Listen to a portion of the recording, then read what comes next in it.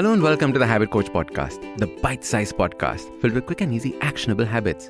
Remember, great habits create that awesome life. I am Ashdin Doctor, your habit coach. And today's fun fact of the day has to do with Buddhism. Did you know that Gautama Buddha delivered his first religious discourse to just 5 pundits, just 5 people? And over the years, it has become the 4th largest religion in the world with over 535 million followers. Yet, it all started with one small discourse to just 5 people in Sarnath. And this is where he laid the foundation by talking about the 8 ways to eradicate suffering. And when I read this story, I found it so beautiful.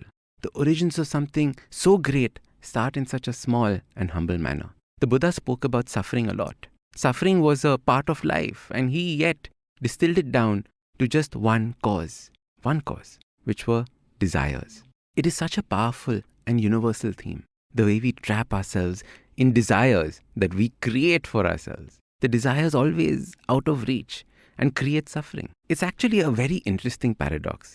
When we don't achieve our desires, when they are always that little bit out of reach, slipping through our fingers, we get frustrated. We get angry. We get disillusioned. In short, we are suffering. Yet, when we achieve our desires, they always leave us feeling underwhelmed. That excitement, that elation are so short-lived. We immediately start wondering, what are we going to do next? Where should we go next? What should we be doing? What should we be buying next? You ask any mountaineer, and after the hardest summit of their life, when they should be feeling on top of the world, they should be celebrating. Instead, on the walk back home, they're always thinking about what mountain they're going to climb next.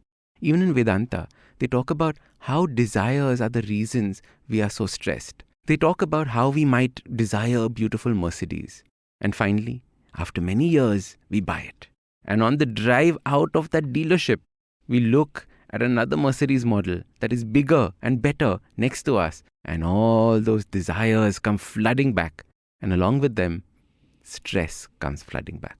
So when we think about desires, we often think about a definite and finite goal that we're aiming towards, a number target, a possession, some achievement. Instead of focusing on the desire, a better way to live is to have a clear intention, a clear why for what you are doing and what you want.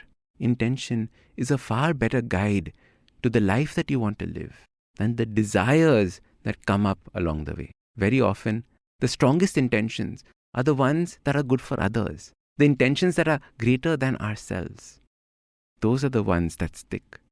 In habit coaching as well, I talk about intentions being the better way than motivation. And in the same way, intentions are more powerful than desires. Intentions give you a path and a guide. The easiest way to not get trapped in a circle of desires is to not get attached to the outcome.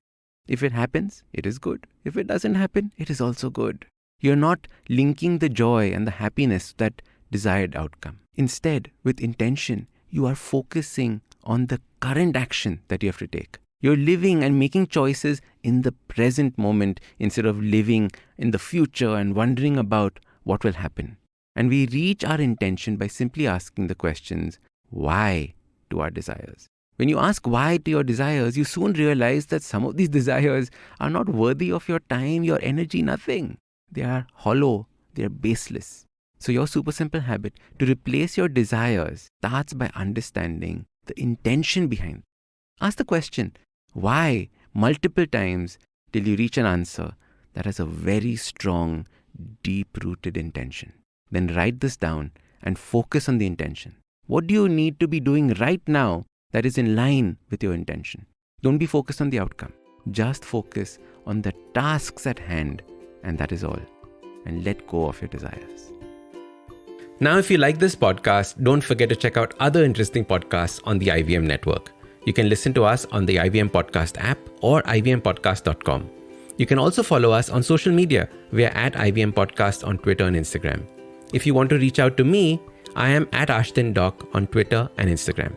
We have a brand new habit coaching online course, quizzes, videos, and a lot more on the website awesome180.com. So check it out now.